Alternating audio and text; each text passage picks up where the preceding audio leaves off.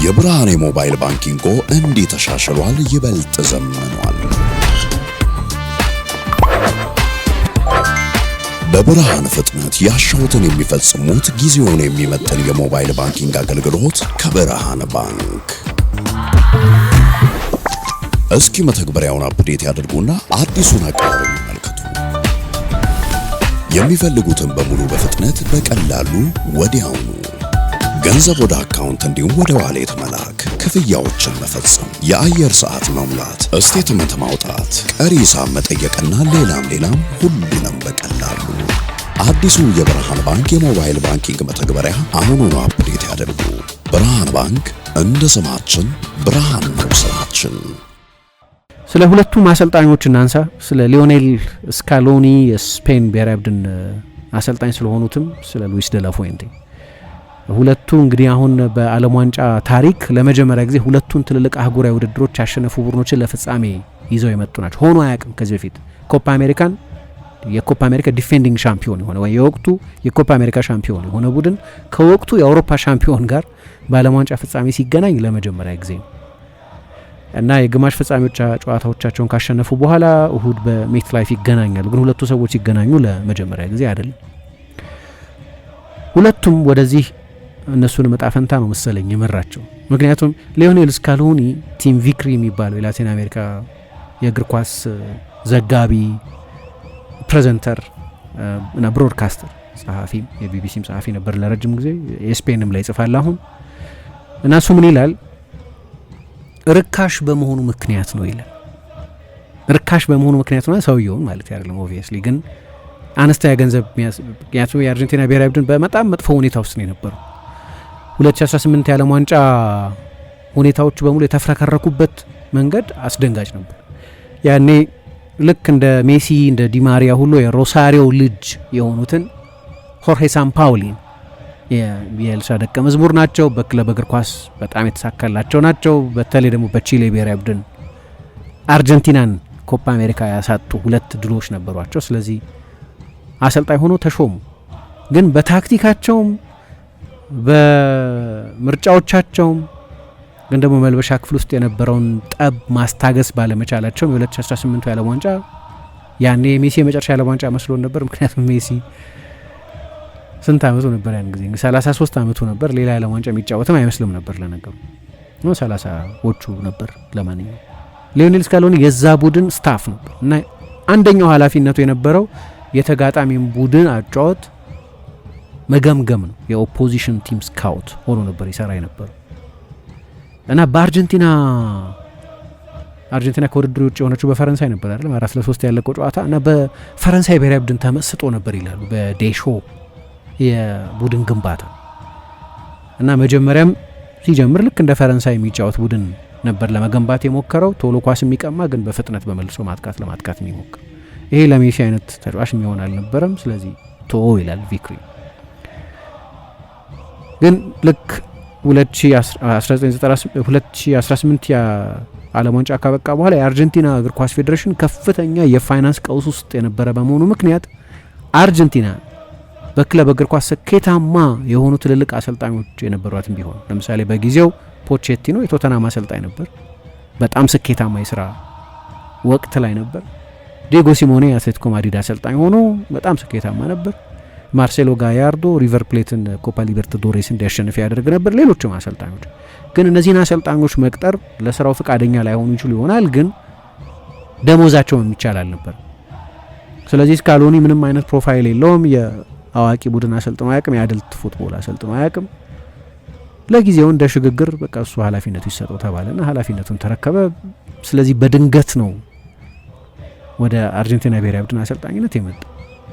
አሁን ተጽዕኖውን ያው የዓለም ዋንጫ ፍጻሜ ከመደረጉ በፊት በምንሰራቸው ሌሎች ፕሮግራሞች ማንሳታችን አይቀርም። ግን የተጽዕኖን መጠን የሚገልጽ አንድ ነገር ብቻ ግን ማንሳት ይችላል። የአርጀንቲና ብሔራዊ ቡድን ሌላኛው ስሙ ስካሎኔታ ነው፣ ወይም የስካሎኒ ቡድን ወይም ቡድኑ በዚህ ሰውዬ ስም ነው የሚጠራው።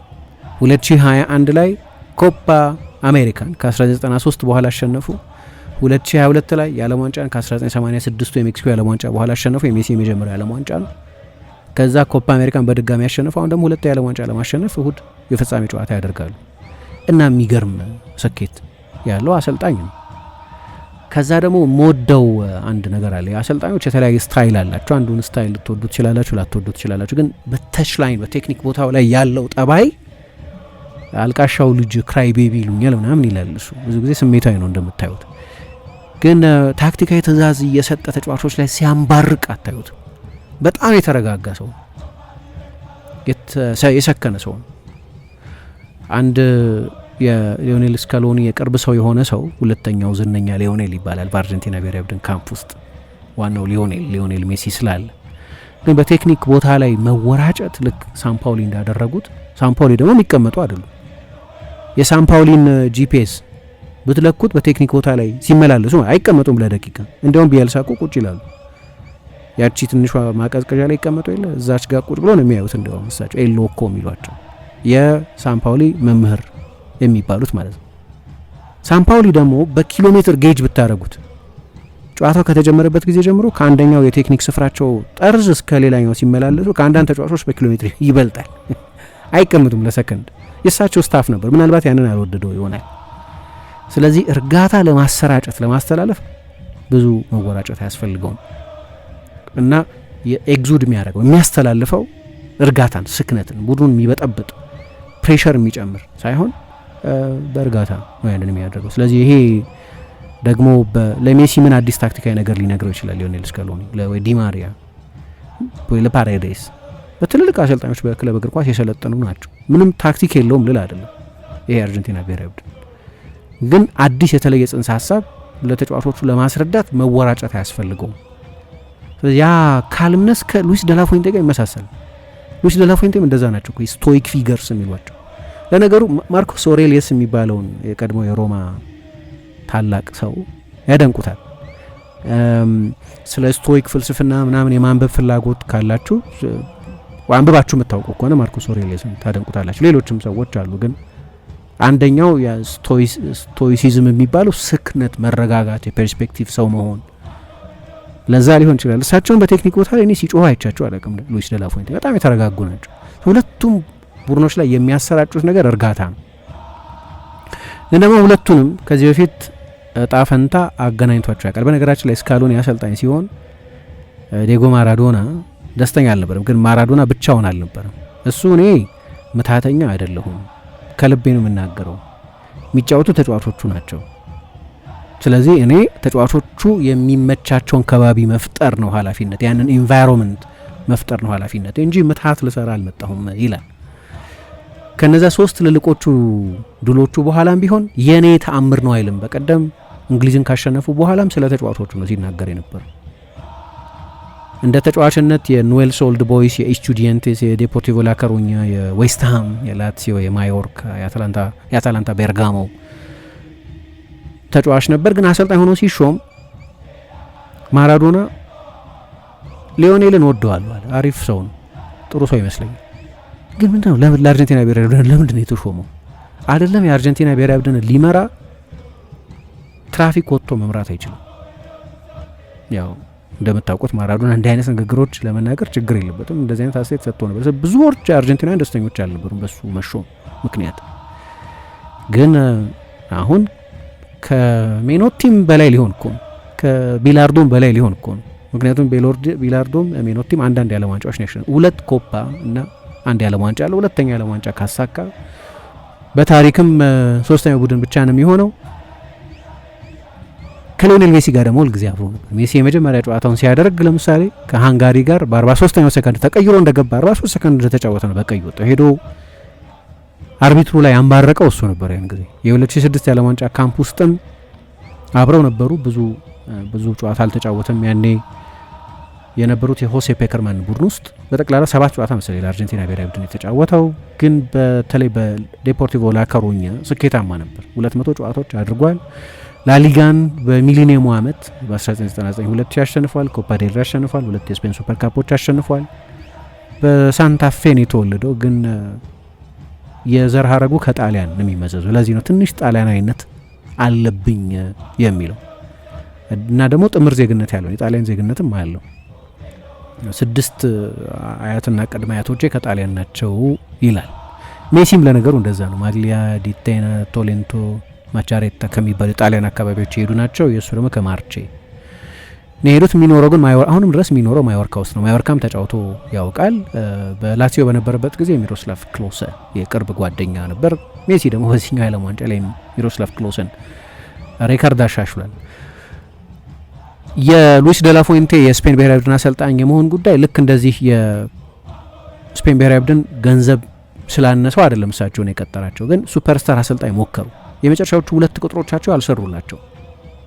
ጁሊያን ሎፔቴጊ አሰልጣኝ ሆኑ፣ ግን የ2018 የዓለም ዋንጫ ከመጀመሩ በፊት የዚነዲን ዚዳን ተተኪ ለመሆን ከሪያል ማድሪድ ጋር እየተነጋገሩ ነበር እና ይህንን ሉዊስ ሩቢያሌስ የሚባሉት የቀድሞ የስፔን ኤፍኤ ፕሬዚደንት በኋላ በብዙ ቅሌት ከኃላፊነታቸው እንዲለቁ የሆኑት ሰው ሲያውቁ አሰናበቷቸው። ከዛ ኤንሪኬን ቀጠሩት።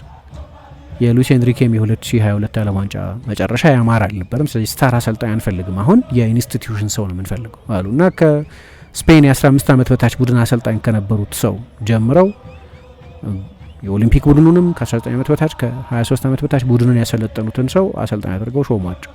አሁን ከብዙዎቹ አሁን ከ26ቱ የስፔን ተጫዋቾች መካከል ከ16ቱ ጋር በአንደኛው የኤርሜድ ካምፕ ቡድን ሰርተዋል። ከላይ እስከታች የሚያውቁት ያንን እውቀታቸውን ፈልጎ ነው የስፔን ኤፍኤ የቀጠራቸው። ግን ስራቸውን ከመጀመራቸው በፊት ግን ልክ እንደ ስካሎኒ ሁሉ ጥርጣሬ ነበር እሳቸውን በተመለከተ። የ3 ወር ውል ነበር መጀመሪያ የተሰጣቸው። አሁን ያኔ እሳቸው በቃ ማን ይቀጥረኛል፣ ከዚህ በፊት ስራ አገኝባቸዋለሁ ብለው ተስፋ ያደረጉባቸው ክለቦች በተለይ ቢልባኦ እድል አልሰጣቸውም። እዛ እያሉ ከቢኤልሳ አጥንተው ነበር ኮቺንግ ላይሰንሳቸውን በሰሩበት ጊዜ፣ ግን ቢልባኦ ምንም አይነት ኃላፊነት አልሰጣቸው። በኋላ 2014 ላይ የዓለም ዋንጫ ላይ ግን የወጣት ቡድኖች የዓለም ዋንጫ ላይ ግን የስፔን ኤፍኤ አንድ የስራ ቅጥር ማስታወቂያ አውጥቶ ነበር። ያን ጊዜ ለአጭር ጊዜ ኮንትራት ብቻ ሰጣቸው። ያኔ እንግዲህ ሜሪኖ፣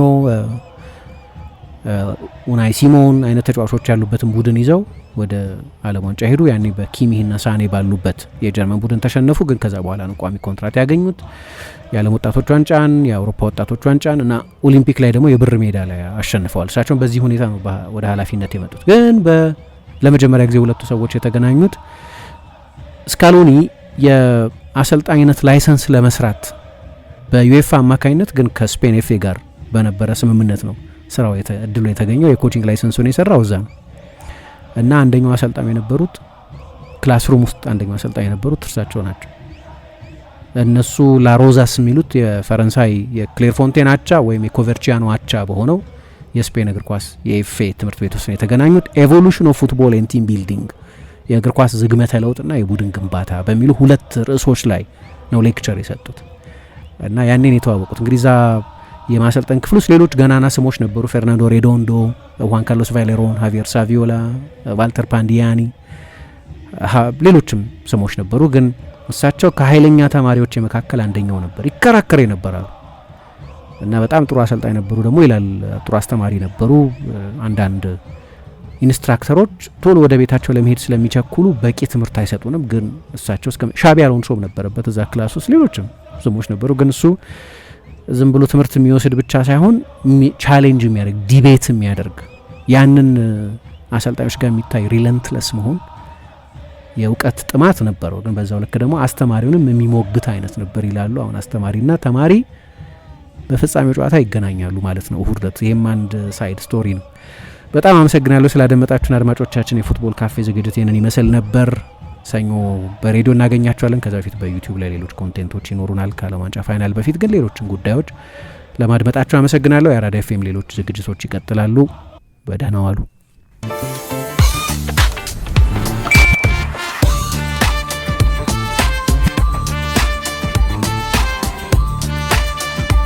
የብርሃኔ ሞባይል ባንኪንጎ እንዲህ ተሻሽሏል፣ ይበልጥ ዘምኗል። በብርሃን ፍጥነት ያሻውትን የሚፈጽሙት ጊዜውን የሚመጥን የሞባይል ባንኪንግ አገልግሎት ከብርሃን ባንክ። እስኪ መተግበሪያውን አፕዴት ያድርጉና አዲሱን አቀራረብ ይመልከቱ። የሚፈልጉትን በሙሉ በፍጥነት በቀላሉ ወዲያውኑ ገንዘብ ወደ አካውንት እንዲሁም ወደ ዋሌት መላክ፣ ክፍያዎችን መፈጸም፣ የአየር ሰዓት መሙላት፣ ስቴትመንት ማውጣት፣ ቀሪ ሂሳብ መጠየቅና ሌላም ሁሉንም በቀላሉ አዲሱ የብርሃን ባንክ የሞባይል ባንኪንግ መተግበሪያ አሁኑኑ አፕዴት ያድርጉ። ብርሃን ባንክ እንደ ስማችን ብርሃን ነው ስራችን።